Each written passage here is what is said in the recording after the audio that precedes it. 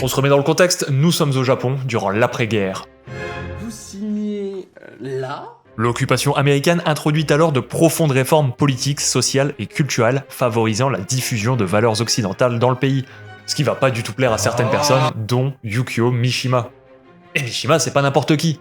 Considéré comme l'un des plus grands écrivains du XXe siècle, il est aussi l'une des rares personnes à être véritablement allé de la plume à l'épée. Enfin, de la plume au katana, plus précisément. Puisqu'à la fin des années 60, il fonde la Tatenokai, une milice privée ayant pour but de restaurer la divinité de l'empereur, les valeurs japonaises et l'honneur des samouraïs. Bref, tu sens que le mec il veut faire la castagne, quelque part. La bagarre. Le 25 novembre 1970, il tente alors le tout pour le tout.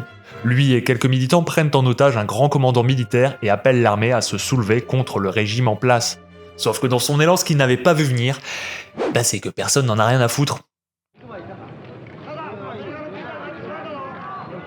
Ça arrive, hein. C'est pas grave.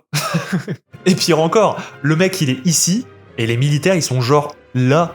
En fait, je sais même pas s'ils l'entendent. Je me fous limite dans la merde. Vous êtes où? Mishima, alors rongé par le seum, se fait seppuku avant d'être décapité, comme le veut la tradition.